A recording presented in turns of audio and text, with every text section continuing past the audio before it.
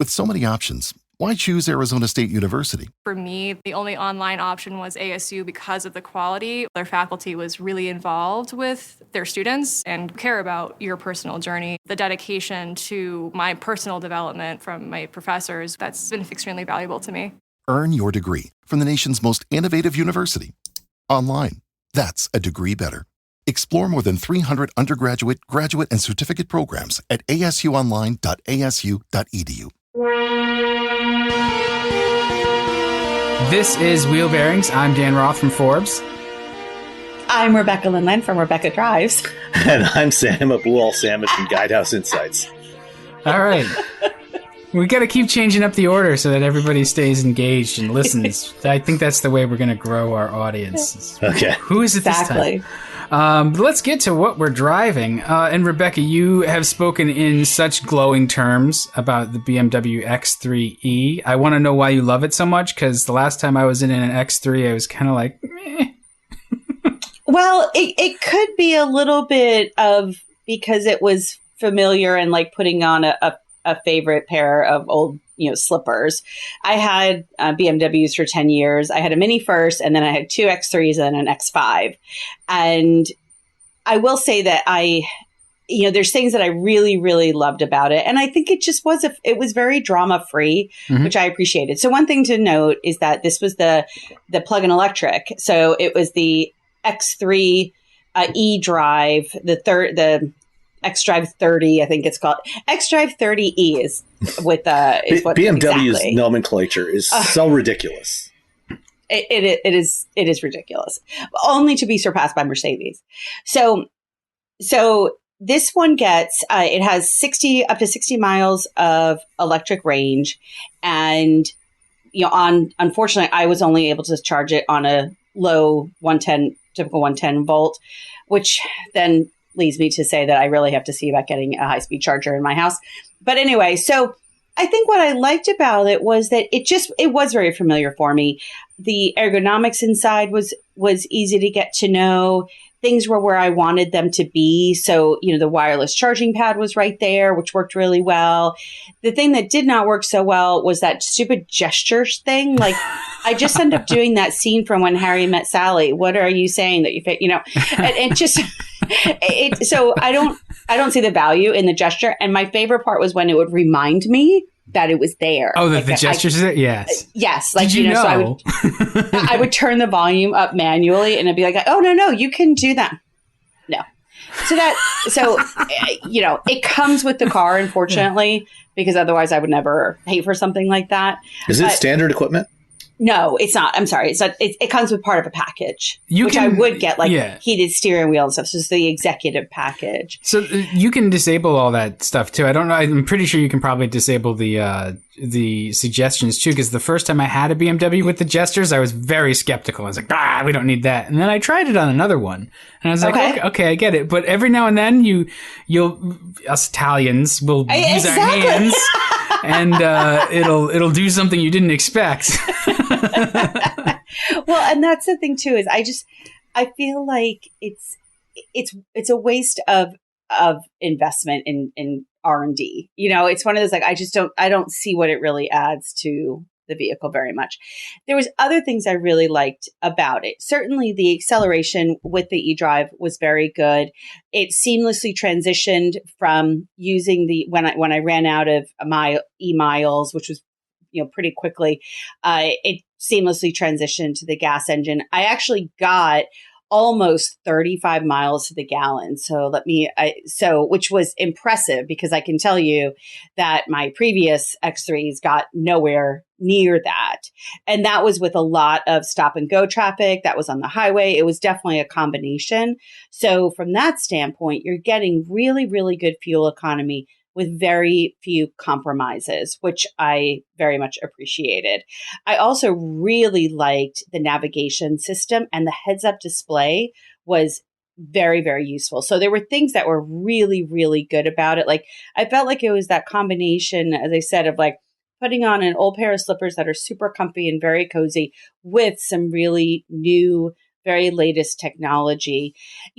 From an exterior standpoint, it's a pretty standard looking BMW. They haven't really pushed the envelope from a design standpoint, but that didn't bother me. Like, I kind of liked being almost anonymous in a Gen X kind of way. And certainly, in Greenwich, Connecticut, being in an X3, you probably would be pretty anonymous. I mean, X3 in Greenwich is almost like that's the kid's first car when they graduate. Well, exactly. If anything, I was like the oldest X3 driver in Greenwich. Yeah. And certainly, getting 35 miles per gallon, is impressive. Especially if you can plug it in. I think it's, I was just checking the EPA website, it's officially rated 18 miles of electric range. You can do a lot of your daily commuting without using any gas, and then once you go beyond that, 35 is pretty easy to do. Yeah. So I drove a total of 65 miles in EV range. So over the course of a week? Over the course of a week. Yeah. There was only a couple nights that I was able to charge it. The first night when I was at home, it actually didn't charge. And that was, of course, driver operator error. I didn't realize that it wasn't charging. I thought I had plugged it in properly. I was using an outside plug and apparently it didn't work. That's one of the things that can be confusing though with absolutely charging them. I had that issue with, I forget which car it was, whether it was a PHEV or an EV, but it was the same thing. It was like, is this thing plugged in? Is it charging? And it turned out, I think it was the Leaf. I had it on an ungrounded plug, old house. So yeah, I had to switch plugs, and then it was fine. The charger could sense that it had a grounded plug, and off it went.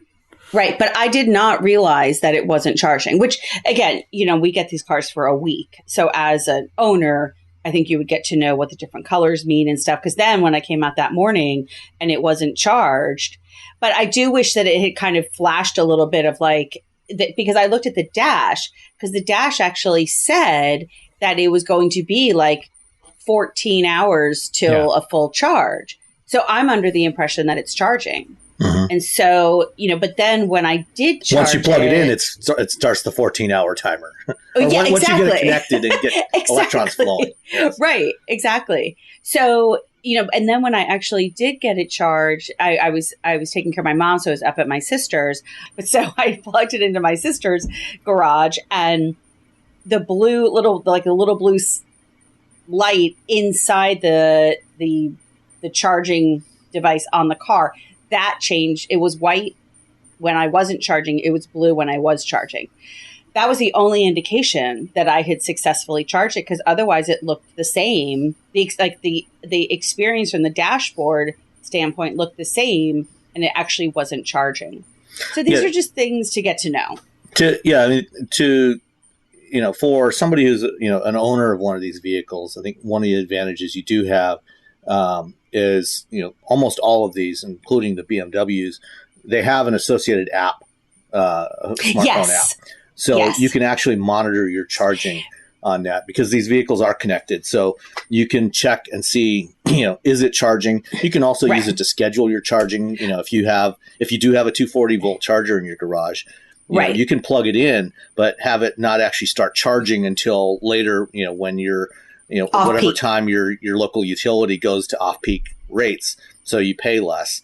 That for a regular owner, for us, usually sometimes, I know with some vehicles I've been able to get, the app working on my own phone, create an account and get it connected to that car and be able to monitor stuff. A lot of times we can't, because they'll have that vehicle connected to a corporate account.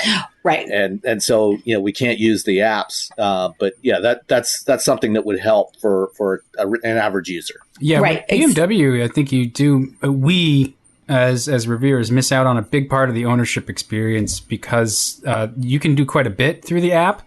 Even with navigation and the way they want their cars to feel like an extension of that smartphone experience, where it learns your route and it tells you, hey, it checks traffic around the times you would commute and stuff. So it tries to be, very helpful and integrate in your life with the app. And if you don't have it, then we're reporting about the car, and the driving and sort of the things that we've always talked about, but we're kind of blind to that other part of the ownership experience. It actually may be really important and really delightful to an owner. This is the same powertrain that's in the Mini Countryman electric, right? No. Okay. Because the Countryman is a transverse drivetrain. So the Countryman uses it's actually a through the road hybrid. So the electric motor's on the rear axle on the hybrid on the Countryman, and then the internal combustion engine powers the front wheels. So this is actually the same powertrain that they use in the 3 Series, the 5 Series, and even the 7 Series and the X5. So it's a rear drive setup, and the motor is packaged between the engine and the transmission input. Okay. How is it? Is it pretty smooth? Like when it hands off and stuff? I felt like it was very, very smooth. And I have to apologize. I misspoke at the beginning. It's not 60 miles of range, Sam. As you said, it's 20 miles of range. But I drove it for a little over 60 miles in EV range. It was very smooth. It was a really smooth transition. I didn't really notice it at all. You know, I guess the question in some ways is it worth it to invest in the e-drive? And I don't know if it is. You know, it's obviously you're paying a little bit more there. It is eligible depending upon your state. It is eligible for federal tax credits and state level tax credits. It's actually not that much more expensive. So the xDrive 30i starts at $43. This one starts at $49. The one that I tested was just over $60,000. That includes destination. So, you know, I think it's to Sam's point earlier of you can do a lot of driving in EV mode. You can, which of course would save on gas and you know, stopping at the gas station and such. But it does mean that you are charging it basically every night because it has a pretty short range. Yeah. So it's that balance between, you know, is it worth it to you or not? A topic we'll talk about in a little bit later on the Nissan call with the Ariya. I said, you know, I asked the question of how do we convince consumers that an EV is better than what they have currently? And the gentleman whose name, it wasn't Alfonso, it was the other guy who I don't know. And he said, you know, well, you don't have to go to the gas station. I'm like, yeah. And I didn't want to be argumentative. I didn't want to be an ass. But, you know, I was like, yeah, but dragging that cord through the snow every night, you know, or you know, the mud and the rain at home is not attractive either. Like yesterday I got gas in New Jersey and I didn't even have to get out of my car. Well, you can't. In New Jersey, you're not allowed. Right, exactly. But you know what I mean? Like, I'm like, it's not a big deal to spend 5 minutes at the gas station. It is a big deal. And I've experienced this because I don't pull into a garage at night. I have experienced this, you know, slogging through the snow and the rain, and it's gross. And, you know, so I think that, you know, this PHEV, it's a nice, you know, it's a nice to have. And again, for tax credits, maybe if you're getting, you know, if and when we all start to commute again, maybe there's benefits to HOV lane access and special parking and things like that. But I can't say that I would tell our listeners, you have to get this PHEV. I will say that if this is the size vehicle, this 5-seat, you know, kind of, you know, compact SUV, if that's the size vehicle that you're looking for, I really did enjoy this vehicle. By contrast, I'm actually actively right now driving the Mercedes GLC 43 AMG, and I like it a lot. I will say that has a little bit more drama driving it. I do like the X3 a little bit better. Well, but the AMG is supposed to have a little bit more. Yeah, I mean that's the whole point. But no, no, but I mean And I don't mean that it's not fun to drive. I mean, the Mercedes is it's tons of fun to drive. It's the other stuff that you don't like as much. Yeah. It's the other stuff, right? It's so the undesirable drama. Yes, exactly. Right. No, it's to me, most drama is undesirable. Well, that's my Norwegian side, the non-Italian side coming out. To your point about who should whether you should get the plug-in hybrid. I think this is a larger issue just in general with electrified vehicles. The process of deciding what vehicle to buy today, is in many ways more complicated than ever. In the past, when we were just talking about, you might have a choice of different gas engines. It's like, do you want something that's a little slower, maybe a little more fuel efficient, or do you want something that's faster? You go for the big engine or the little engine. Now you really have to take into account your lifestyle. Do you live in an apartment? Do you live in a house? Do you live in a house that has street parking, like you do in a lot of city areas, urban areas? Or do you live in a house with a garage? Do you park your car in the garage or in the driveway? All those questions are going to have an impact on your decision about what is the right choice for you. If you don't park in a garage, a regular hybrid, might be a better choice for you because you don't have to plug it in. You don't have to deal with any of that. You still get great fuel economy. If you can park in a garage, then what you were talking about with respect to dragging the cord around in the snow or the rain becomes kind of a moot point.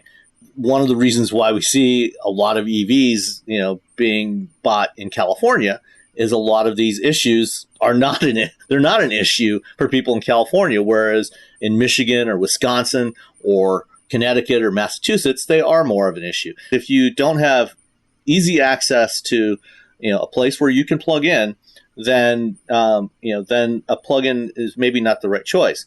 Both automakers and regulators have started to realize over the last few years is a lot of the people that have bought plug-in hybrids end up not actually plugging them in which case now if you never plug it in, you haven't gained anything over a regular hybrid, but you've paid more for the vehicle. You're hauling around extra mass for that bigger battery, which is actually going to give you worse fuel economy than just a regular hybrid. And, like, for example, in England, where in London they have a congestion zone and you can get exempted from paying the congestion charge if you have a vehicle that, has a CO2 rating below a certain threshold. A lot of people bought plug-in hybrids, to get that exemption sticker, but now they don't actually plug it in. They found that something like 90%, didn't plug it in. And a couple of years ago, I was talking to Ford, asking about their telemetry data on, their plug-in hybrids that they were selling, how many people actually charged. And they said that roughly a third of people charged their plug-in hybrids every day.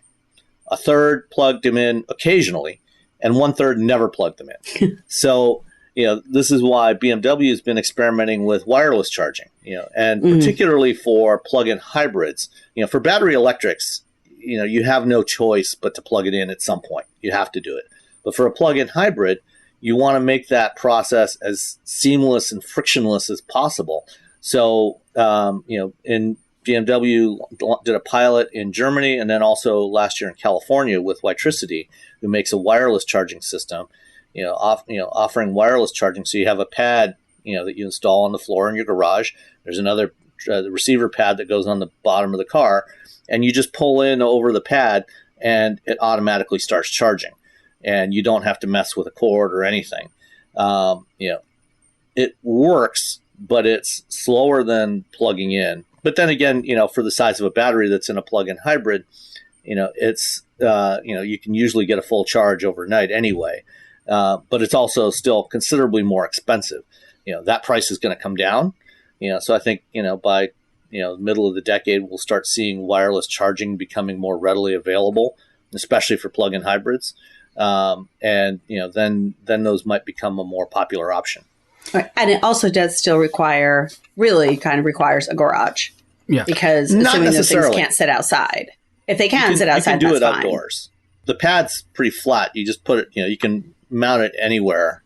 And, these things are designed to be weatherproof. The price of installing a charger in the home has come down considerably as well. The ChargePoint HomeFlex device is $700 at Home Depot. They're down to $600 in some places. Amazon is working closely with a lot of these companies. Yeah, I've looked around. You can actually find 240 volt chargers for as little as $400, right. and then depending on how much electrical work you have to get done, to have a circuit. It could be anywhere from, $300 or $400. Or, if you have a 240 volt circuit in your garage already, then you just plug it in, you're good to go.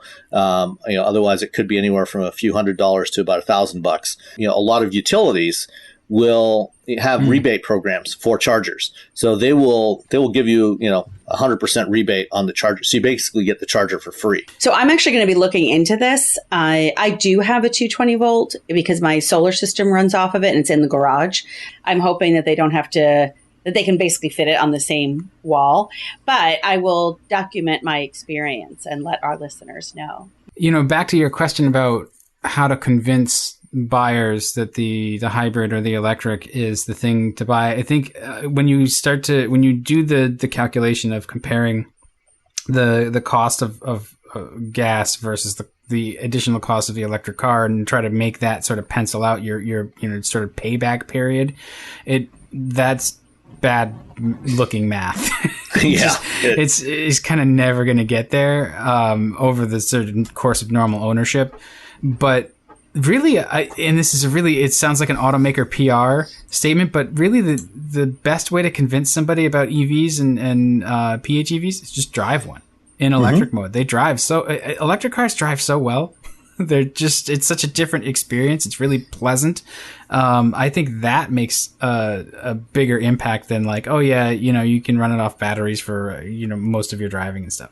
The marketing of EVs has never been accurate in my mind. They really pushed this as an urban solution, which was a terrible idea because very few, urban people have access to a charger. Who wants a car at all in an urban situation? Right? I mean, but again, they based it very much off of a California experience. And I am biased in that the New York, Boston cities that I've lived in tend to not have access to electricity, to a plug. You get nothing. Right. Yeah. Well, this is a great suburban solution, and always has been. You take the train into the city, but you drive from your McMansion to the train station, and you go to the same train station because you've got to have a permit for that train station. So you're going to the same place every day, and then taking the train in. That's a great solution. And having charging ports at the train station even would solve a lot of these. You're there, you're going to be at the office for 10 hours a day. Have the ability to charge it at the train station. And, when I was on the barriers to electric vehicle deployment, I talked about this, work with some of these companies, local companies, or companies even that are in the city that people are working for. So if you're, working for Bank of America and you're working in the city, have Bank of America sponsor charges at train stations. Yeah. Things like that. Like it's a broader scope. Well, I think the original challenge, was, urban areas tend to be where you have the worst air quality problems. And so they wanted to replace ICE vehicles with electrics in urban areas because that would address the air quality problem. But, as you said, it has its own issues because, where are you going to charge it? Most people if you live in an urban area, odds are you don't have any place, you don't have a dedicated place, or if you do, you probably don't have some place to plug in. And, the other challenge, of course, was the cost of batteries in the first generation of EVs was so high that, you ended up with cars like the Leaf that had a relatively short range. And so, again, that tend to suit the urban environment better where you didn't need the range. But, as we've learned over the last decade, the argument for EVs that really appealed was the performance argument. That's what people ended up actually buying. And that's why Tesla has been successful. So I have a second vehicle, but I've spent a lot of time talking, so we can pass on that one. Well, can you at least give us a tease? What is it? It's a little Fiat 500X, and it was a riot. Oh, okay. And it broke my. Fiat obviously is not doing very well, and this thing was just a riot. I mean, it was fun to drive. You zip around in it. It's kind of almost old school. I think, and the only little bit of a shock to me was, first of all, the fuel economy was absolutely terrible. Yep. So I got 22 miles to a gallon in this thing. It's rated for 26. And yeah, I was kind of tossing it around sometimes. But but the other thing too, but it wants to be tossed. Well, it does. It wants to be tossed. The other thing too, and we've talked about this on this program before, destination charge of $1,495, which is insane. That X3 has a destination charge of $995.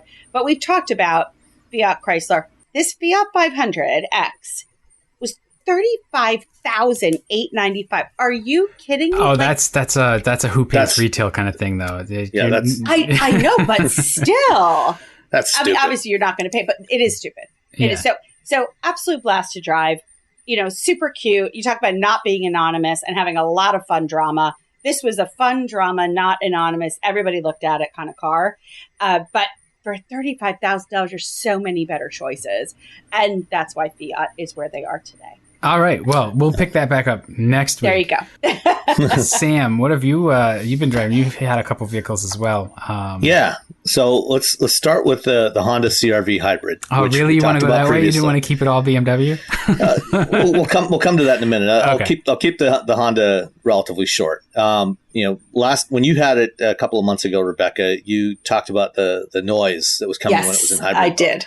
And as soon as I started the car up, and put it in reverse to reposition it in my driveway, I immediately heard it. I knew what it was, and it is the sound that that manufacturers are adding to electrified vehicles when they're in EV mode, to alert pedestrians around them.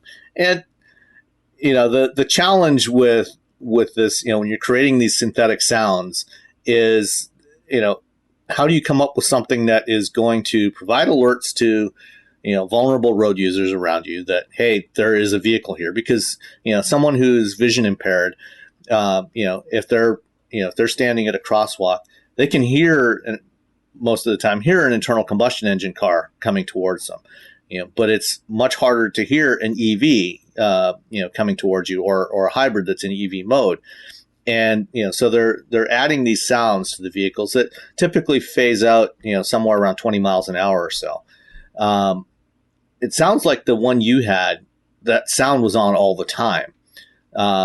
They may have made a software change somewhere along the way, because the one I drove, it only came on when you actually put it in gear, when you put it in reverse or in drive. So when it was in park, it was completely silent. That sound, and I appreciate what it's trying to do, but somebody who is vision impaired would be more likely to call a vet because it sounded like a sick cat. I think that they're missing out on an opportunity. This was like, it was, I mean, it's like a minor key nails on chalkboard sound. I don't know. I suspect that the one you drove may have been a pre-production model that may have had a different sound, because the one I had, had more like, kind of a spaceship kind of sound to it. Oh gosh, no. But the other thing too, people that were walking, it didn't alert people, it alarmed people. Yeah, that's why I suspect that they may have changed the sound in between the time you drove it and what I drove. Because of you on this podcast, they listen. Exactly. Yeah, I think they're missing an opportunity though to make the sound something that you can like you download ringtones. You can download your alert sound. Well, and I think that they will do dancing. that. And in fact, Porsche actually on the Taycan actually is offering. You can buy different sound packages for the Taycan. Huh. That's awesome. At an extremely exorbitant price. Of course. As well. But, it's a Porsche, so it must be. Right. Yeah. But, I think we will see manufacturers start to do that. I'm guessing we're going to see, more of this, trying to find the right kind of sound to, give you an audio hint of what it is that's coming at you, and provide that alert to people that, hey, there's an electrified vehicle in the area. Beyond that, the rest of it, the CR-Vs, it's a nice compact crossover. We took it to go out to the lake and, took Daisy and out there and, the paddleboard and everything. And, it's great. It's fairly roomy. It drives fine. The driving dynamics of the CR-V are good. It doesn't get the most exceptional fuel economy. It only got about 35 miles per gallon during my week with it. And, I wasn't beating it up or anything, and compared to the RAV4 or the Escape hybrids, they definitely do better. They get closer to 40 miles per gallon. 35 is not bad for, it's much better than a typical gas engine in a vehicle of this type, but it's not exceptional. And then of course, we've had the complaints about the infotainment system in there, which we don't need to, beat to death. Don't need to belabor the point right now. And you know what, to your point, Sam, I'm just looking back at, because I had the Hyundai Sonata hybrid that got 46 miles per gallon. I mean, it's a sedan, granted, but still, to your point, like that, I'll look back to and see what I got on the CRV. I don't remember right off the top of my head, but yeah, that was kind of a little bit unremarkable, I thought. Yeah, I've actually got the Sonata hybrid in the driveway right now. I got it the other day, and so far it's getting like 52. So wow, yeah. And it actually makes kind of a similar sound to the CRV, although it's not as prominent when you're outside. I actually really noticed it when I was going through a parking garage. It was much more noticeable in there because you get the reflection off the wall. Okay, so garage. I did not notice that I did not have that same experience with the sound. It's much more subdued in the Hyundai. And you know what? It looks like I got 35 miles per gallon. With the Honda? With the Honda. Okay. So I guess that's about what it's going to get, is about 35 miles per gallon. And I think that's what most people are getting, is somewhere around 35, 36. Okay. So that's I got still exactly pretty good 35. That's still pretty good for that size. For that vehicle. size. I mean, compared to getting 22 in the Fiat 500X. No, absolutely. In a much larger vehicle. Right. Absolutely. No, for sure. I mean, and a much more useful, and for sure. So yeah, so it looks like that's what I averaged. But the class though, the RAV4 and the Escape probably do a little better. Yeah, they get about 40 to 42. Yeah. And I mean, when you think about it, like, that is absolutely fantastic. Because you remember it was always like the goal was 40 miles per gallon for cars. Mm-hmm. Like, that was a stretch goal. Like, so from that standpoint, it's really impressive when we're talking about these numbers. Yeah. And, I mean, even, when they were doing the new CAFE standards, over the past decade, when they talked about, 54.5 miles per gallon, that 54.5 mile per gallon threshold, that was actually the unadjusted value. That's based on the old original 2-cycle system, which was always a very optimistic number. And that 54 miles per gallon, in terms of the label values that we actually see in real world fuel economy, that actually translates to roughly about 41 miles per gallon real world. So, having these compact crossovers that are actually getting real world 40 miles per gallon today, proves that it is very feasible to get, to hit that threshold, in the type of vehicle that most people are buying today, or a lot of people are buying today. It's very practical, and you're not sacrificing anything in terms of performance. These things have, as good acceleration as, anything we were driving, 10, 15, 20 years ago, in terms of mainstream vehicles. Well, if anything, when I had the Prius, and that was a little bit more of a compromise. I felt like it's still from an overall experience, and yesterday, I went to pick up something in New Jersey, and the guy that I bought it from, I posted on my Instagram, the guy that I bought it from had a 10-year-old Prius with 306,000 miles, I think it has 310,000 miles on it now. Absolutely loves the thing. So it served its purpose, but there's so many other vehicles out there now that aren't compromising and still getting these, just incredibly, incredibly good fuel economy numbers. Right. And I think that's a big part of why, we've seen this shift. You look at Toyota sales, there's been a shift from Prius, to other vehicles, particularly the RAV4 hybrid. The RAV4 hybrid is now Toyota's best-selling hybrid. They sold almost 100,000 last year versus about 67,000 Priuses.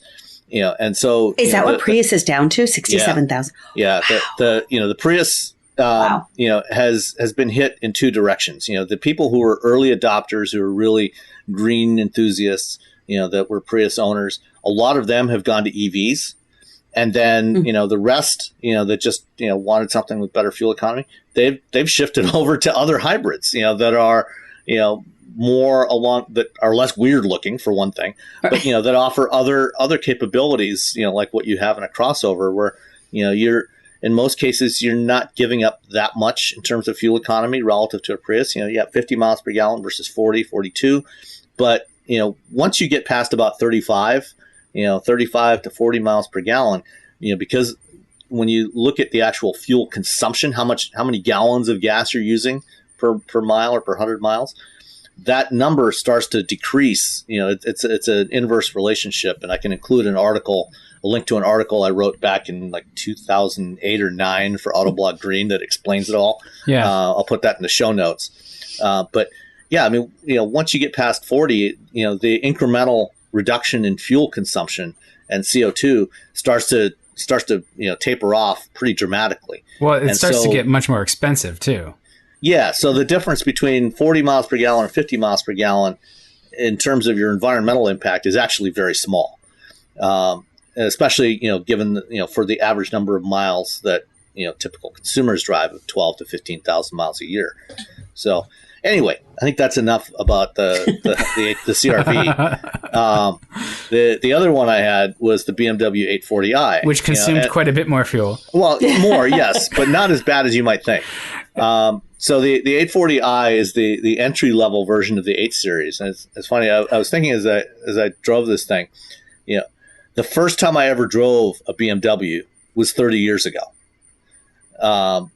When I was in my first job after college, working at the GM Proving Grounds on ABS for what was then Delco Moraine.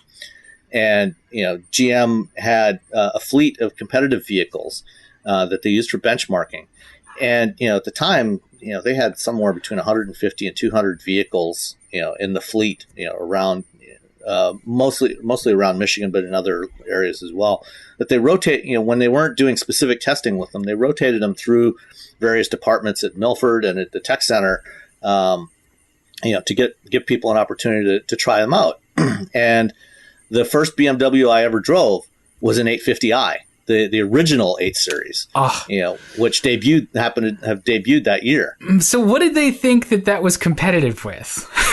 Did BMW think the 850i was competitive? No. What did GM think they made that competed with the 850i? Nothing really at the time. Probably the closest thing that that they may have been a stretch goal for them would be like the Elante, the Cadillac Elante. Oh, that would have been quite a stretch. Yeah. Quite a stretch. I think I had the 840 back in March.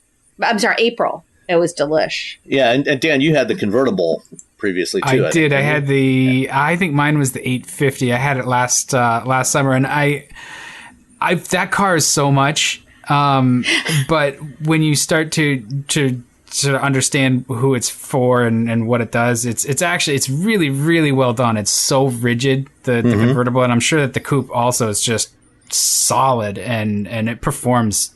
I mean, you really can't fault these things for performance anymore. They all perform so well that they just scramble your brain anyway. Yeah. Well, as I was working on a review the other day on this thing, I started going back and pulling up some of the specs on the 850i. So this was 1990, almost exactly 30 years ago that I drove this thing. It was in the fall of that year. That's amazing. And that 850i was powered by a 5-liter V12 engine. Which I would take all day, any day. I don't care if it makes 2 horsepower. That thing had 296 horsepower and just over 300 foot-pounds of torque, which at the time, that was a lot. I don't know. That wasn't, that's the same. In 1990, that was quite a bit. So it was pretty powerful. Let's see, 200, that's about the same amount of torque as you'd get from, I guess it's 5 liters, but from the 302, from the Ford 5 liter. And in fact, I had, at the time, I had just bought, a 5-liter LX Mustang, which had 225 horsepower. Right. And so the BMW which was considered a lot in 1990. Yeah. And now, that's 4-cylinder engines, do that without even, getting above idle. But so this thing had, shy of 300 horsepower, from a V12 engine, which was a beautiful engine. I mean, it was smooth as silk, it was amazing. But that car, and that thing, it had a unique look to it. It was very almost unlike any other BMW. The only thing that was remotely like it, was the original M1. It had this very slim nose. And Dan, you and I were chatting with Casey Liss on Slack the other day about this. About how BMW grills have gotten insane. The original 8 Series had this slimline nose with this tiny little version of the twin kidney grille, and it had pop-up headlights. And it was the only other BMW with pop-up headlights was the M1, the original M1, which also had a similarly small version of the twin kidney grille. And in some ways, that car, that was an interesting period for BMW design, because it was the first attempt to kind of transition away from their classic look, of the forward-leaning grills, the sedans and coupes, from the old 6 Series and the 3s and the 5 Series and the original 7s to something more contemporary and modern. In that same period, you had the Z1 Roadster, which had the doors that slid down into the sills. Pocket doors, yeah, exactly, pocket doors. In fact, my house has pocket doors. Yeah. So you had those weird doors. You had the that was the E36 3 Series, which was a dramatic change for the 3 Series. When all the 3s before that, had the same kind of classic BMW sedan look, and they made a dramatic shift. And then, through that period, the first half of the 90s, they were doing a lot of interesting things. And then, they've gone through several phases over the years since. But, this new 8 Series, is much less of a step out for BMW. And it was funny when I posted a picture of it on Instagram, Ben Wadilla, who used to write for Jalopnik, he commented, "Gee, that's a funny looking Mustang." And in fact, when you look at it in profile, the profile is not dramatically different from a current generation Mustang. It is larger. It's almost a foot longer than a Mustang, but it's got a similar kind of profile to it. And so it's much less of a departure design wise for BMW, but I think it is executed beautifully. I think it looks fantastic on the outside. Looks really nice on the inside. Again, I look back at the original Car and Driver review of the 850i that Rich Seppos wrote in 1990. And, the interior, BMW interiors in those days were often very stark. You had, it was a very driver oriented. You had the center stack that was tilted towards the driver, but it was, typically very black, stark. This is so much more luxurious. It feels like $100,000 car, which is what this one cost. It was $101,450, which is quite a deal compared to the original when you adjust the dollars. Yes, yeah. I went back again. That 850i in 1990 was $90,000. Wow. Adjusted for inflation today, that's $175,000. Wow. Right. Yeah. And that first 850, they really did look like no other BMW, and they looked like nothing on the road. They still look modern today, which is so that's a design testament.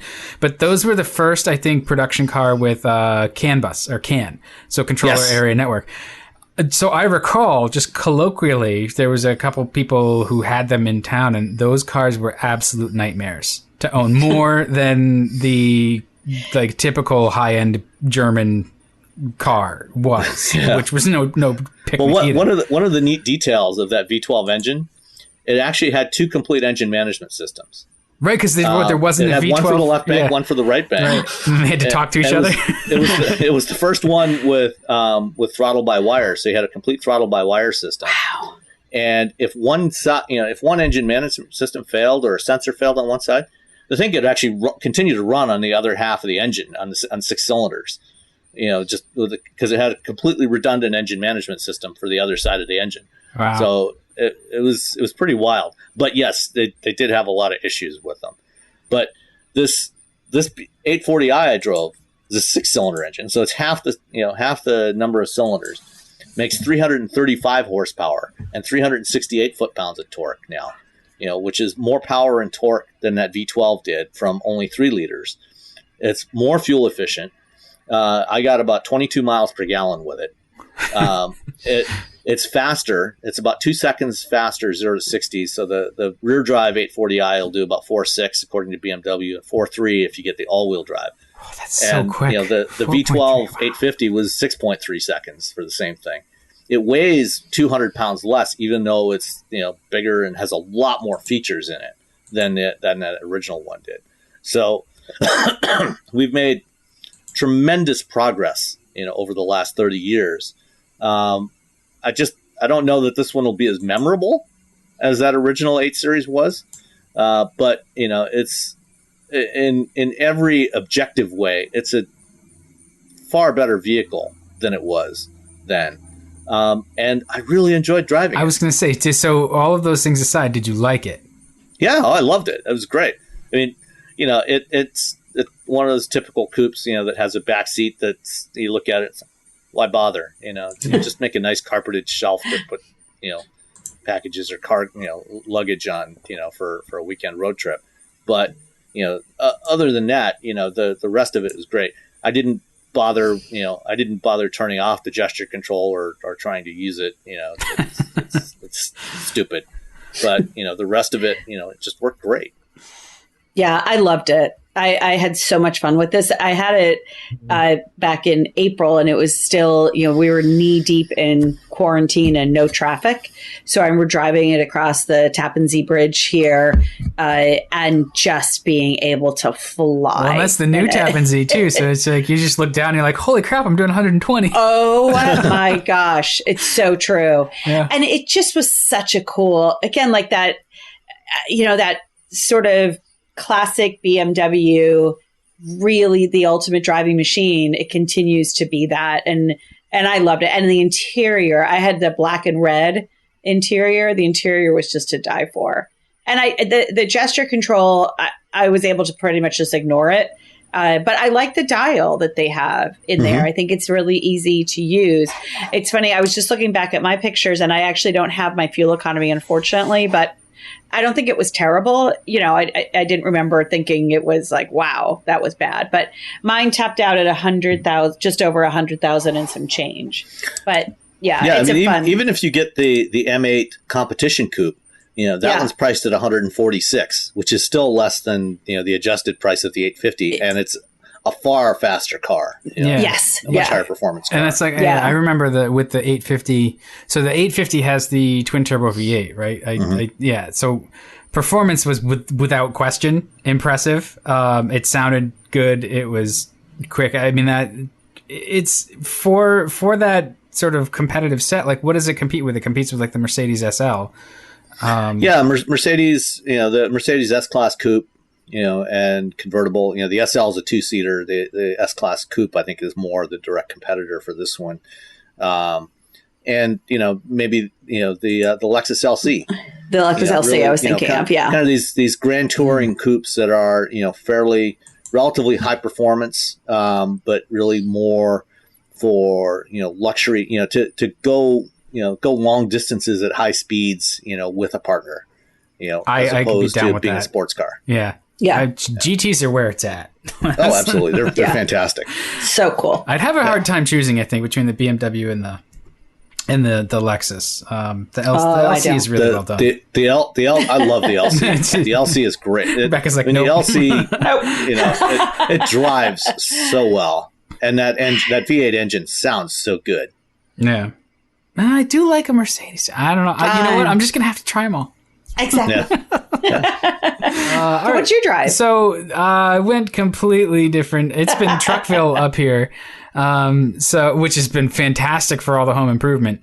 But this week it's a 2020 Ford F350 Platinum with the 6.7 liter Power Stroke. So that's probably more expensive than the BMW. I know, right? How much was that thing? It's 80. Roughly 80. Really? Yeah. So that's a bargain. It surprised me. It's not quite as expensive as I thought it would be. And that's even with like the $600 for the white metallic paint where it looks sharp. It's a good looking truck. It's clearly super capable in a way that I'm not going to be able to really evaluate. But one of the things I did notice about it was even as an F350, it doesn't ride offensively stiff. So you could, if you had a need to daily it, I guess. Hey, you'd be surprised how many people actually do. It's. I mean, the 6.7 liter Power Stroke is like hugely powerful. It's very well behaved. It's not like the old diesels, and I think that's been pretty much what we've said about diesels for a long time now. It's just like it starts up pretty quick. There's no waiting for it to glow. It is pretty smooth. It's got enough of the diesel sound so you feel like you bought the big rig. The Platinum has a nice interior, and this isn't even the top trim level of F-Series truck. There's another one above this. Oh, I think there's limited. Is limited above Platinum or below Platinum? I can't remember. Keep talking. I'll look it up. Yeah, it's not the top trim. It's I think it's like second to the top, and it's a crew cab. I don't know how many configurations this is available in, but this is the crew cab with I think the 6.5 foot bed and the 160-inch wheelbase. So it's big. It's a long truck, but it's not quite as gargantuan as some of them can get. So it will fit, I think, in most places that you wanted to go, in most garages. And it's a nice luxurious place to be. I will say, Ford is really leaning hard into trucks. And they're doing a great job at it. This is a very well thought out truck. Just all of the setup for towing and the features with the camera so that you can hook the trailer and stuff. And then I think the Pro Trailer Backup Assist, I wanted to get the words right, will help you, because that's always the thing, right? When you're trying to back up a trailer and figure out which way do I turn the wheel to make the back of the trailer go. And you end up all crossed up. So they've harnessed the technology to help you with that. And it's a lot of money, but it's not as much as I thought it would be. And when you're talking about buying something for a business, it really, the money becomes somewhat less of an issue because you can write it down a bit. So there's some of that accounting that you can help you out. Well, I mean, what they, typically these will be leased. Yeah, and so leasing, I mean, you just basically fix your cost and off you go. And then you lease another one and another one. But the capability is clearly there. If you want to ride around in a pretty comfortable environment and also need the thing to actually put its shoulder to the work, this is, that class of truck. COVID has us all kind of stir crazy. I'm like, let's get a travel trailer. Let's get one of these things. Yeah. And this is a lovely way to travel that way. So again, horse people have lots of dough and they pull horse trailers. This would pull the hell out of a horse trailer very comfortably. Yeah. So as you were talking, I looked it up. The F350 is available, as a regular cab, super cab, or crew cab. Right. With 2 box lengths, 6 3/4 feet and 8 feet, and the option of single rear wheel or dual rear wheel. Right. So this is single. 5 different wheelbase combinations. It's a lot, Ford does trucks. Really, they are the truck company. I know I'm on record as not being the hugest Ford truck fan, but most of that griping is the sort of materials and the design of the interior. The materials themselves are pretty good, but I just look at it and I'm like, even for $80,000, this is a $40,000 truck in interior. They've dressed it up with some real metal and, little leather on top of the dash and stuff. It just, again, you should go sit in one and see what you think. Because that's open to debate about taste and sort of impressions interior wise, but I feel like it's too expensive to feel so cheap. They've tried, and it's comfy and it's quiet and it's a nice place to be, but I just, that's really the only thing I can gripe about. The truck itself, Ford trucks are just as competitive, I think, as just about everything else. So it comes down to preference. So if you got it's not unusual for truck owners to accumulate multiple hundreds of thousands of miles on these things. Yeah. And look, if you want to do 300,000 miles. Don't you want to do it in comfort? And so that's it's a pretty good argument. And the cab is huge. So it's really like it's 2/3 of an Expedition. Yeah. So wow. I mean, if you want an Expedition with a big bed and an 8-foot bed on the back, so you can bring your 4x8 sheets of plywood home, without having to invade the passenger space. There you go. Is some of the compromise on the interior in the name of durability? Maybe. I think what it is they've got a hard thing to do, right? They've got the F-Series interior goes from the, I don't know, $22,000, $24,000 XL, F-150 XL, all the way up to the Platinum.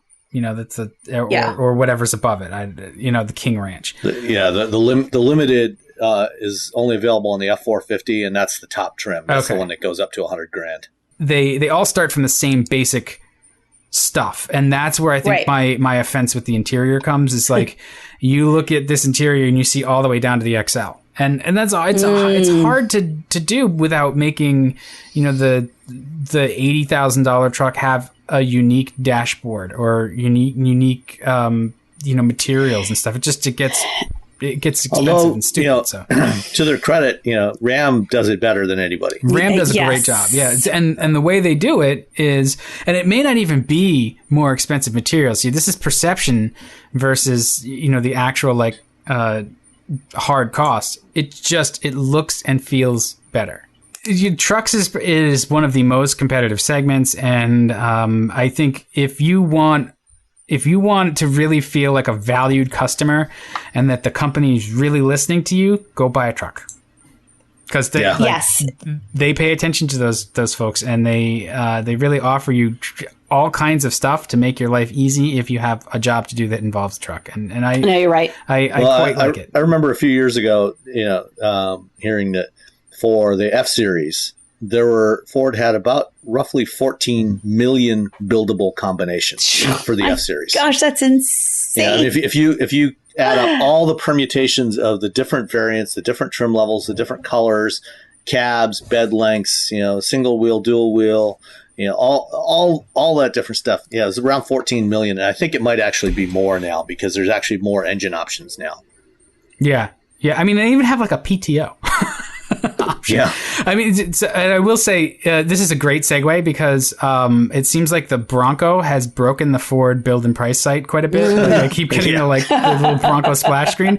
So you know what? Let's just say if you want a truck and you like Fords, the F350 Platinum is a really nice one, and it's not as expensive as I thought. Even with the diesel, it's a $10,000 option. So this truck is about $70,000 without the diesel, which it seems like a decent, in terms of fancy pickups, that's not terrible. Yeah. No, it's Super Duty. Yeah, that's not bad. So the Bronco has finally broken cover, and there's a lot to the Bronco and the Bronco Sport. And so there's 2 doors, 4 doors, compact, more soft roader than off roader, although I'm sure the Bronco Sport can hold its own. I mean, you guys were in the presentation that seemed like it had just high point after high point after high point. My Twitter was on fire with all the Bronco news. It seems like it's kind of worth the wait. It seems like they've done a really comprehensive job. Yeah, I mean, the thing I wrote in my write up on Forbes about particularly the Bronco, the bigger Bronco, the midsize Bronco, is what Ford has done. It's interesting, in the past year, they've done this twice now. Where they're going into a segment where they don't currently have a product, and they've looked around. It's like, who is the leader in this segment? Okay, what are they doing? Let's do exactly the same thing. They did this with the Mach-E. They copied, the Tesla playbook for the Mach-E in almost every way, and then add, a few details of their own, that things that, they're supposedly good at. And now they've done it with the Bronco, where they have looked at Jeep and basically completely replicated what Jeep does, particularly with the Wrangler, and then for the Bronco Sport, with the Compass. at least the Trailhawk version of the Compass. And, they obviously they have to execute on that plan. But, in terms of picking all the things, what are all the things that people love about Wrangler?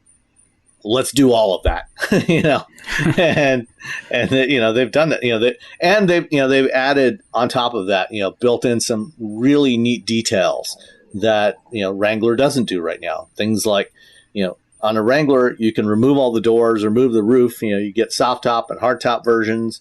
There's 2-door and 4-door. On the Bronco, you have all that. Plus, with a Wrangler, when you take off the doors, there's nowhere to stash them inside the vehicle. You either have to leave them at home, or one of the things they mentioned, that people do, during the presentation was, Wrangler drivers will drive up to the trailhead, they'll take off the doors, and they'll chain them to a tree near the trailhead, and then pick them up on the way out. With the Bronco, there's actually space in the back the doors are frameless. The windows are frameless, unlike on the Wrangler where you've got, full metal frame around the windows. So, the doors are much, smaller, they're, half the size, and you can actually stash them in the back, in the cargo area of the Bronco. And they even have sleeves that you can stick the doors in so you don't scratch them. So you stick them in the sleeve, stash them in the back, and you take them with you. You don't have to leave anything behind. Little details like that. And the handles that are on the front corners of the fenders, there's these loops that, are both that serve multiple purposes. They talked about the design, and it draws on the original Bronco, but it's not like a really retro design. And so you've got the raised ridges along the edge of the front fenders, which helps with being able to see where are the corners of the vehicle, which, when you're maneuvering in tight places, that's really important. And then they have these handles right on the front corners, which are, kind of your spotter guides, but they can be used, when you've got a canoe or a kayak tied to the roof, that's your tie down point for those. So instead of wrapping the cords or the rope, around, over the edge and tying it to the bumper like you would with a Wrangler, you tie it right to that, so you don't have the tie downs, or the restraints, rubbing against the paint. So just a lot of little details like that, which I thought were really cool. They did a lot of emotional solutions. Mm-hmm. There's a lot of those, like you're like, oh, this is really great. This makes me feel good because I can just take care of my doors or things like that quickly. With just it was very, very thoughtful. There's a lot of thoughtful details in it. And I love the fact that it looks like it's supposed to look, like when you unveiled it, you're like, oh, good. That's what it's supposed to look like.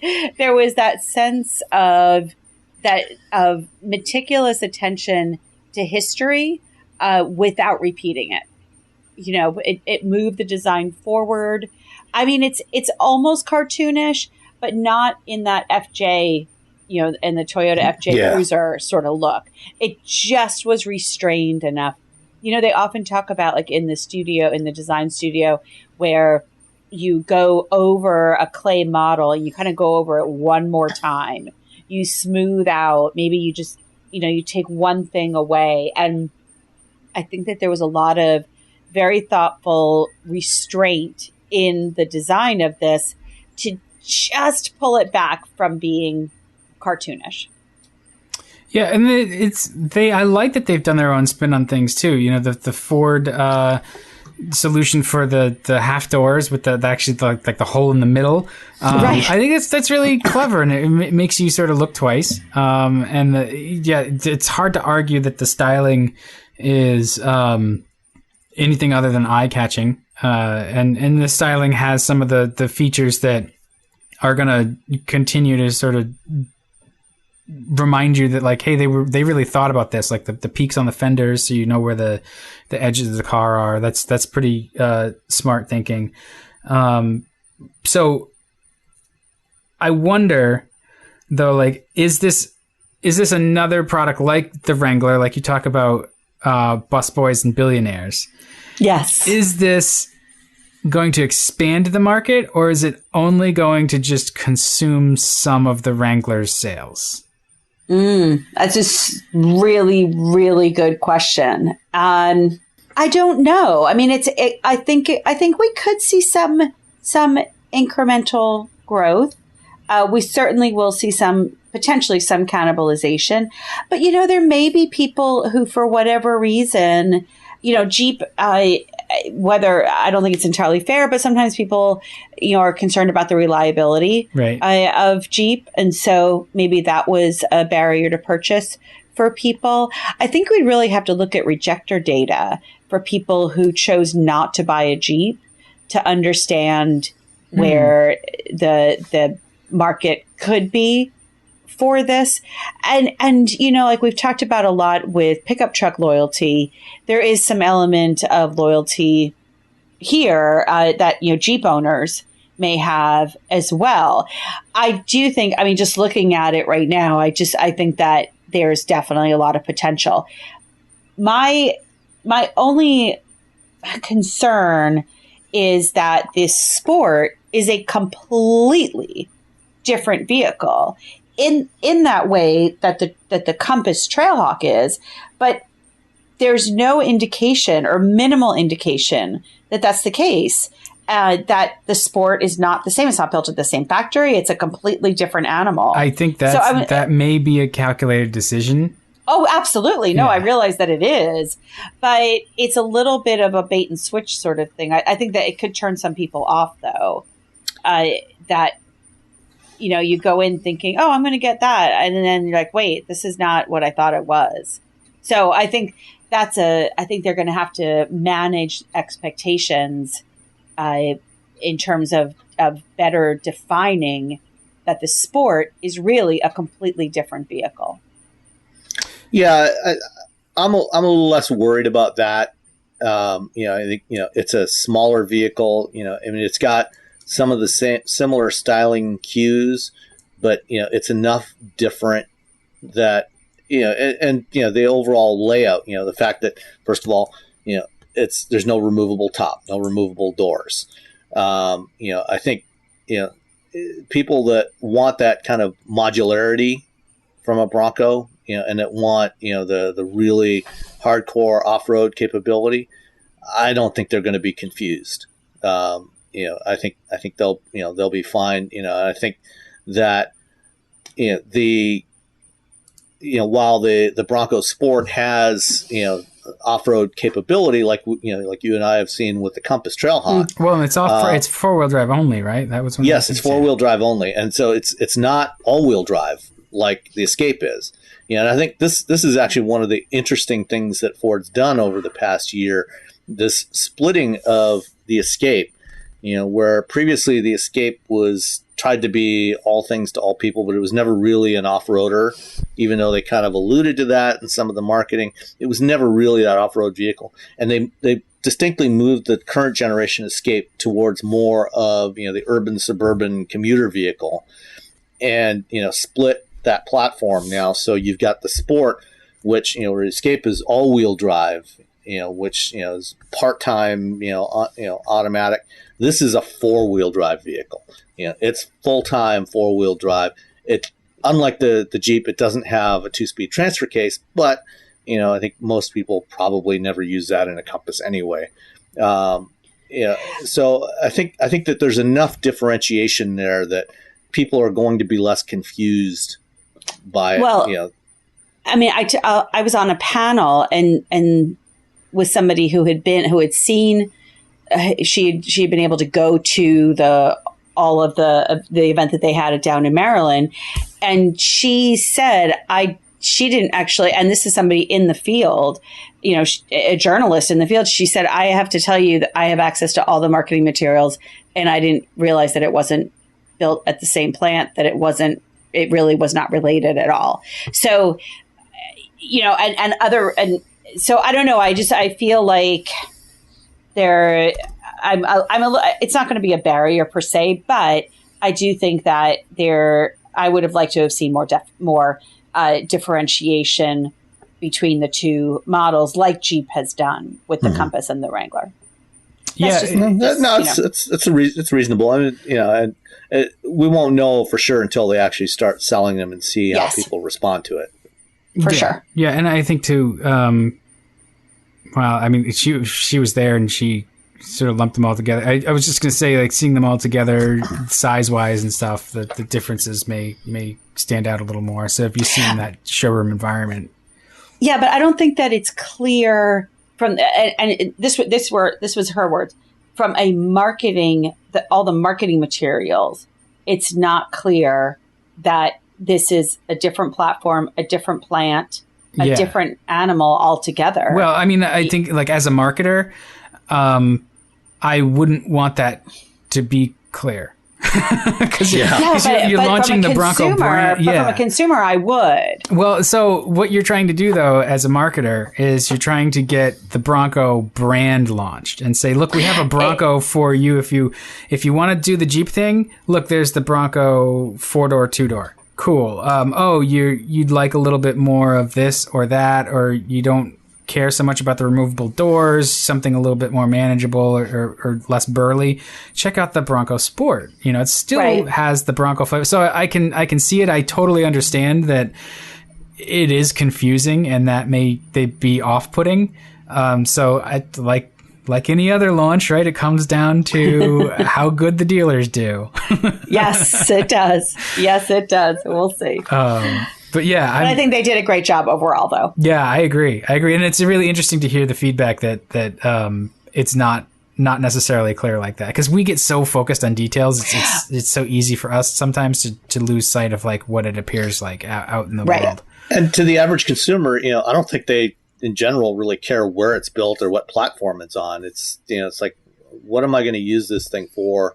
Which one has the capabilities that I need? No, that's not what I'm saying, though. That's not the priority. The priority to me is that the consumer understands what they're really buying. That these are two very, very different products. Yeah.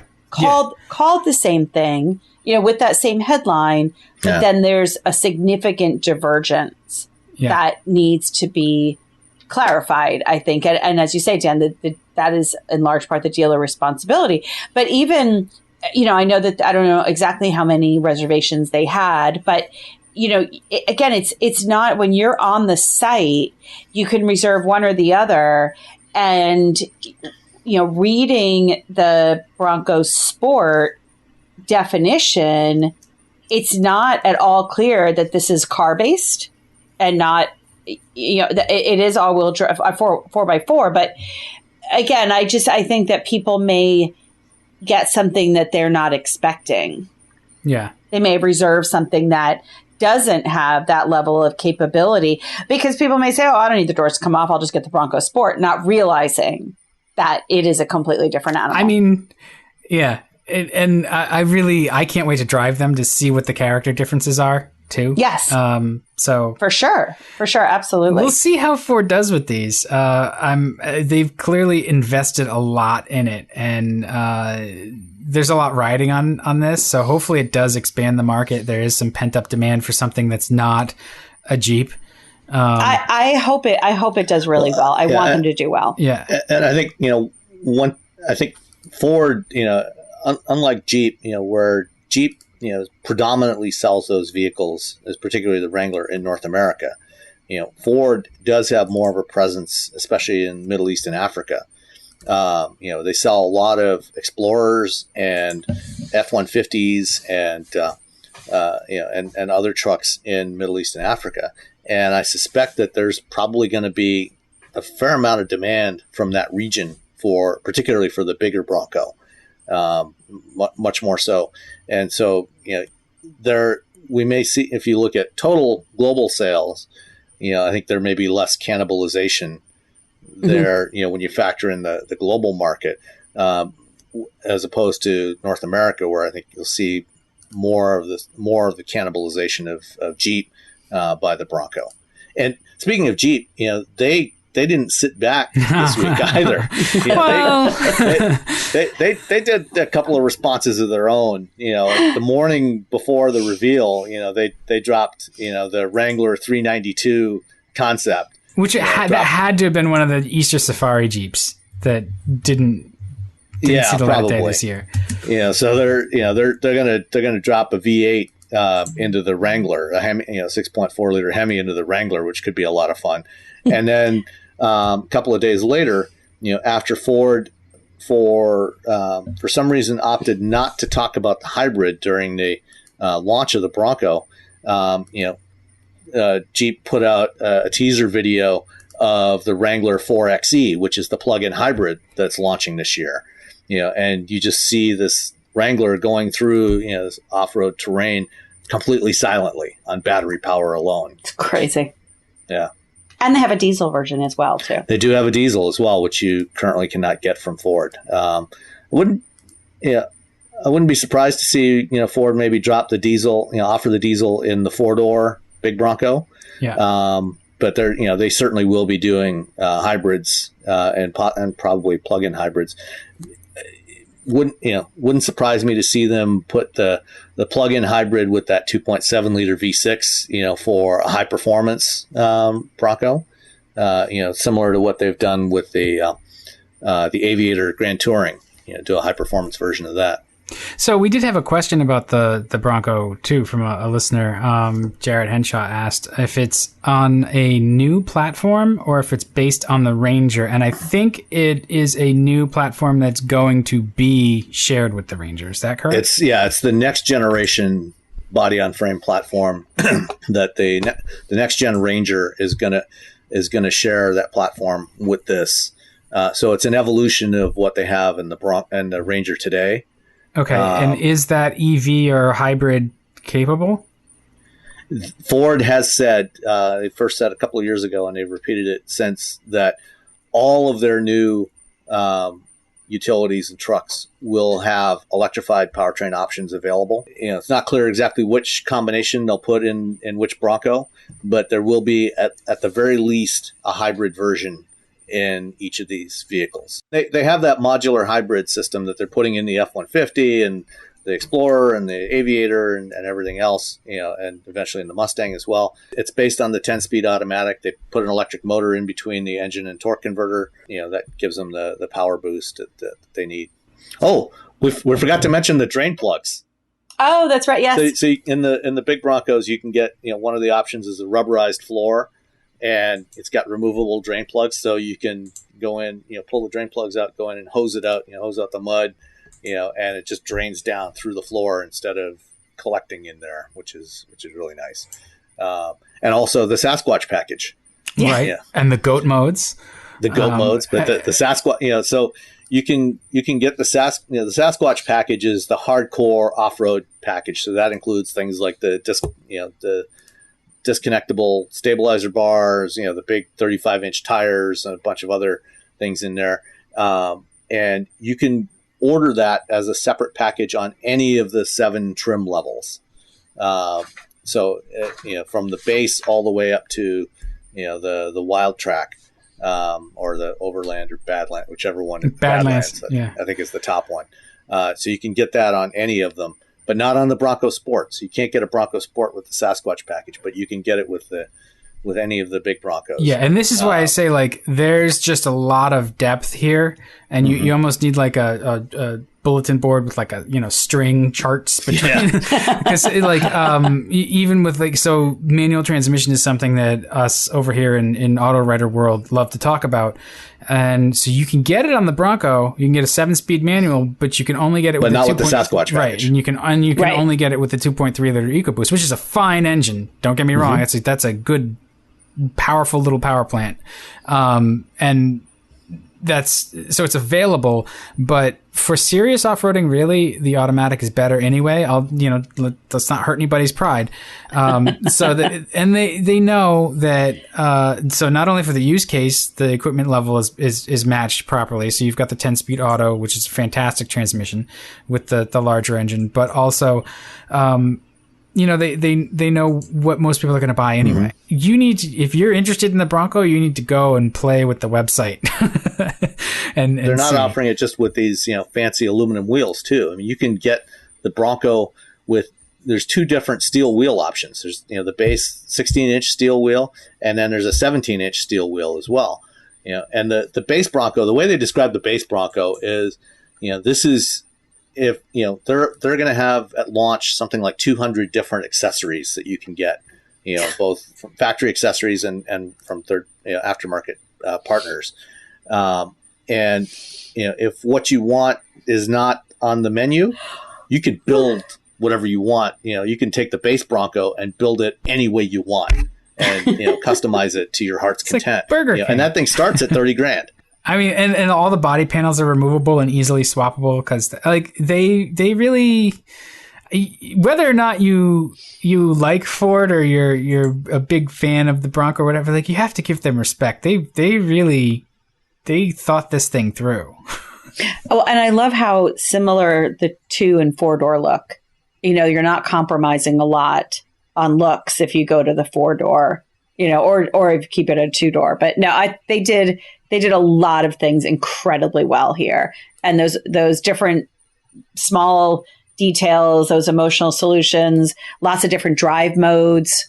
They did a lot of things really, really well here. I hope they succeed. So I was just playing with it a little bit, and it looks like the Wild Track high-speed off-road is the most expensive. Yeah, then version. that's kind of like the Raptor version of the Bronco, right? Yeah, I mean, more directly comparable to the Mojave, the Jeep Mojave, the right, yeah, Gladiator Mojave. 51,000. Yeah. I mean, that's to start with. For the 4-door, starting at, yes. 48 for the 2-door. Yeah, but it looks awesome. Mm-hmm. Yeah, no, they look, if Ford needs to bring this kind of comprehensive, thoughtful approach to station wagons. Yes. Like the Flex, because that worked out well. Well, no, I mean, the Flex, I want a real, like, a country Squire. The wood on the sides, make it real wood. And we can switch patterns. Yeah, I'm sure they'll get right on it. What else do we have? All right, let's wrap up with the Nissan Ariya just briefly. The Nissan Leaf has quietly been plugging away for a decade, and so Nissan really knows EVs a lot more than some of the other larger manufacturers, and the Ariya is their second product. It's a little bit larger than the Leaf. It's a crossover, and they unveiled it this week. There's a lot to like here. It's not quite the sporty approach like Ford took with the Mach-E. It's a little bit more mainstream, but it's a nice design piece, and it's a good complement to the Leaf.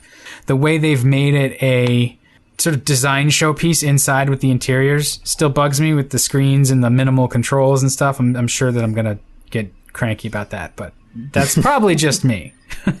No, I'll probably be cranky about it too. It's beautiful to look at. Yeah, but I just give me a good volume and tuning knob, please. It does have a volume knob, from what I can see. It has a volume knob. Tuning, you might be on your own. Yeah. I mean, I think it's beautiful looking. It is appealing to the market. I like that. As we talked about earlier, EV adoption has been a struggle. And so, maybe getting more people into getting EVs into a size of vehicle that people are buying, may be a good thing for them. Yeah. Well, Sam, you did a great write-up on it for Forbes. It kind of went through all the high points. Well, it's funny. You mentioned the Mach-E, and back in late 2017, Ford did a complete pivot with their EV program. Before the Mach-E, they were working on a front-wheel drive electric crossover that was very much like what this is. I mean, this is basically what the path that Ford was on before they pivoted to the Mach-E. It was, this vehicle, the Ariya, is almost exactly the same length as the Rogue, so that puts it about the same size as a Escape. And that's what Ford was working on, was a more conventional mainstream crossover. The single motor version of the Ariya is front wheel drive rather than rear wheel drive. Ford went the opposite direction. They followed the Tesla path. This in dual motor configuration, this should actually have, probably pretty similar performance capability to what the Mach-E and the Model Y are doing. It's going to have 388 horsepower from the dual motor. And this will be the first North American model for Nissan that has their ProPilot 2.0 system on it, which is their hands-free, partially automated system, similar to GM Super Cruise and Ford's Active Drive Assist. And we'll be seeing a lot more from other manufacturers in the next year or two as well. One thing to keep in mind is that even though they showed this now, it doesn't go on sale in Japan until about a year from now, and it won't be here in the U.S. until late next year. So it's a good 16 months away from launch before we actually see these things on the road here. And it's also going to start at about $40,000. So it's not inexpensive. That's before incentives and rebates, which I guess they need to stop sort of relying on those to bring the price down. I mean, 40 grand is... Is Nissan running out of federal... As of the end of June, they were at about 145,000 sales. Oh, so they're halfway through. Is it 300 or is it 200 or 300? It's 200,000. It's 200,000. But okay. at the pace that they're selling Leafs, yeah, they probably won't hit 200,000 before early 2022. Right. Okay. But so at least through the end of 2022, you'll be able to get, if not the full 7,500, at least a partial rebate. Right, because it starts trailing off when the manufacturer hits 200,000. Yeah, they start trailing off that $7,500 rebate. Yeah, at least for now. I mean, who knows what's going to happen? Maybe we could extend those rebates, perhaps. Maybe we'll see. Is the Ariya going to get here before the Model? Oh, no, I guess the Model Y is kind of already. The Model Y's here. Yeah, you can buy them now. There's plenty of them in inventory. But those are very different buyers, though. You think so?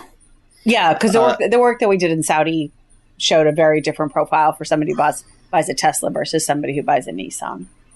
I guess that makes sense. Yeah, I'm just trying to think, like, if you want an EV in this sort of size and form factor, it doesn't matter. Brand doesn't matter as much as sort of like what's available, but I guess brand matters. Brand still matters. Yeah. I like it quite a bit. Certainly, I think it probably matters a lot when you're talking about Nissan versus Tesla. I think people that really want a Tesla are going to buy a Tesla. They're not even going to consider a Nissan.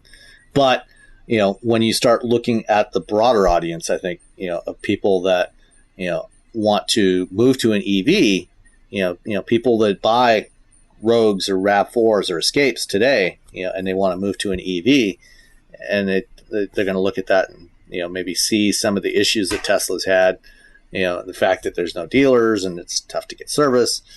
And, maybe they'll say, okay, well, let's give this Nissan a shot. Yeah, well, and this is also, like, is this going to be shared with the other Alliance members? Yeah, the platform is a new dedicated EV platform that was developed by the Alliance, and it will be used for other vehicles from Nissan, Renault, and Mitsubishi. Okay. Let's see. So Mitsubishi, it has some of the sort of oldest, most antique kind of PHEV stuff on the market now, like with the Outlander PHEV, which I think it's probably their best, most saleable product. This could be a shot in the arm for them, where they're just suffering in the market. So yeah. All right, it would be cool to see that, where it that goes. reminds me of one other thing that's changing with this. Right today, Nissan and Mitsubishi are the only two brands that sell plug-in vehicles in North America with CHAdeMO charging connectors for DC fast charging. That's right. The Ariya is, at least for North America and Europe, is switching to CCS. They apparently will continue with CHAdeMO for now, although it sounds like the call that you were on, Rebecca, it sounds like they said that they're going to keep CHAdeMO in Japan. I was on a call with Nissan's new chief operating officer, and the implication there that he, from what he said, was that it sounds like they might be going CCS across the board. So I was on a later call, and I think they may have corrected him because he very distinctly said that CHAdeMO is continuing in Japan, CCS in Europe and the US. Yeah, I remembered reading you that CHAdeMO for CCS charging, and then somebody asked him about it. Yeah, so CHAdeMO's more established in the Japanese market. They acknowledge that CCS is while CHAdeMO had an earlier a head start in North America with the Leaf, they CCS has been taking over. Everyone else is using CCS, and the network of CCS DC fast charging is growing much faster than CHAdeMO. And it also supports higher charging speeds. So this is going to have support for up to 130 kilowatts charging. The Leaf Plus can do 100 kilowatts now, although the car is capable of 100 kilowatts, but pretty much the fastest CHAdeMO chargers you'll find in the US are 50 kilowatts. I think it's going to be really, really pleasant to drive, to own, to operate, because I was really impressed with the Leaf Plus. Mm-hmm. I just thought it was just really, really well done, and it was just so normal. It's like we were talking about before. Like, just you got to drive an EV to experience, have that experience. It was just, it didn't matter that it was an EV. It just did everything I needed to do, and there was no compromise. It's just right, other than having to fill it up with electricity. For sure. Do we want to mention still that the new drug that's on the market, Stellantis? Oh, that's right. Yes. So Fiat Chrysler and Peugeot or PSA have combined, and of course they're in the process. They're in the process of combining, and there's always been a lot of discussion as to what name they would come up with all this PSAs and FCAs and all this different thing. And so the other day I was actually at the eye doctor with my mother when Jeff Gilbert from WWE, not WWE, it's WWJ. WWE is Stanford here. It's a little different. They seem on the top rope. Can't imagine Jeff standing on the top rope. WWJ sends me a text and says, "Hey, can I call you in 5 minutes to get your reaction? If you haven't seen the name, don't look." I'm like, all right, this is interesting. So after they kicked me out of the doctor's office for being on my cell phone, I went outside of the parking lot and he said it. And I was like, my first thought, and I couldn't say this for a wider spread audience because I didn't want to offend, but it sounded like the stuttering sort of version of Atlantis. And I immediately called up the hotels that they have, and I had actually stayed near one in Dubai that has, that very classic sort of Atlantis hotel look. But that's what my first thought was, it sounds like a weird version of an undersea world. Later on, I saw people talking about how it sounds like a prescription medicine, which I thought was absolutely hilarious. Yeah, it does. It sounds like the thing you'd see, like, the two tubs on a hillside. Yes. Or like, with some appropriately aged couple in there. Right. Holding hands lightly with the champagne or the wine glass. If you have one of those boomer deficiencies and it lasts for more than 4 hours, please see a doctor. Right. So, yeah, I don't know where did they come up with Stellantis? Have they explained what the... It's Latin. Yeah, it's Latin. Yeah, there's a meaning to it. It's Latin. What is it supposed to mean? Bad name? No, Jeff said that the press release was so flowery he couldn't even really read it. Okay, it's, right. It's rooted in the Latin verb stello, right? and that's what with stars. Right, that's what I thought about. Is like Stella is a star, so Chrysler the Pentastar. So that makes some. Okay, maybe. And the DS brand uses kind of a star kind of logo. Okay. So, the best thing I saw, somebody posted, it's like, just call it Jeep Incorporated. Yeah. Right? Well, no, then there'll be no parent organization for Jeep to kill. Yeah. Jeep is the parasite that kills whatever organization it's embedded in. Yeah, it's the curse of Jeep. I don't know. I think we should get we should do a dramatic reading with music of the press release. I think that's a good idea. Exactly. We'll leave that to you to do in post-production. I'll do it then. Please. I'm making a note now because oh my gosh. I mean, some names make sense. Although you got to admit, Daimler Chrysler was sort of blunt, and Fiat Chrysler also sort of blunt. Yeah, all right, we know what you are, but so I think that now they're trying to bring them both together, maybe. Versus but the amount of money that was spent, because that they hired some schmancy, fancy, branding company the amount of money that was spent, and that went, everyone in the room went, oh, yes, please. This is like when the Aztec got approved for production. Somebody must have been paid off. Like, The Aztec, so... Yeah, I didn't mean to open up a whole. No. I just I think that was one of those cars that, like, it was a great idea. It was a really good idea because, like, that's what the whole market is now. Their execution sucked on that, and rebranding from PSA FCA or FCA PSA is a good idea. The execution on this sucked. Yeah, that's true. Okay, to your point. I mean, you don't want to have just a string of random letters as a company name. Well, and somebody pointed out, it's better than Alphabet.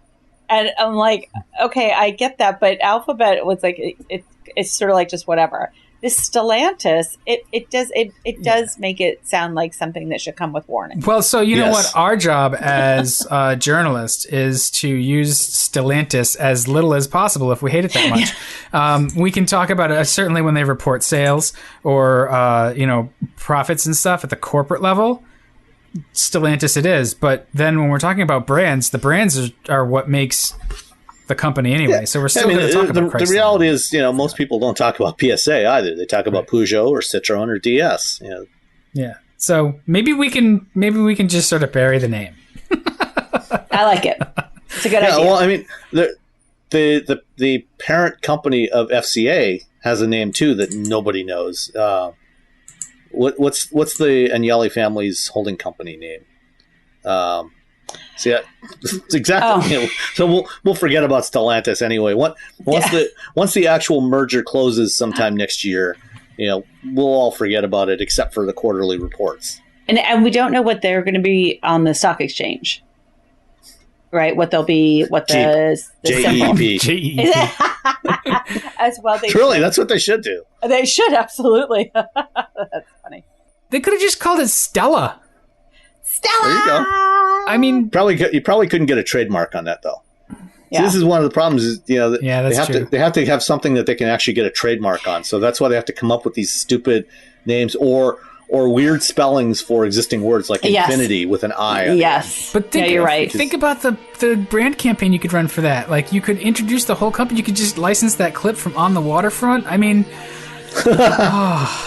Stella, right? It's perfect. Exactly. All right, I'm done giving away free ideas. You're gonna have to pay me for more. You can reach him at dan@wheelbearings.media. Right, exactly, and we'll split it 3 ways because it's collaborative here. So all right, well, good. I think that is podcast 155. And if there's anything you guys want to talk about, feel free to hit us up. You know where to find us. And in the meantime, we'll keep an eye on things, and we'll come back with our own things to chat about next time. Thanks, everyone. Bye. Bye.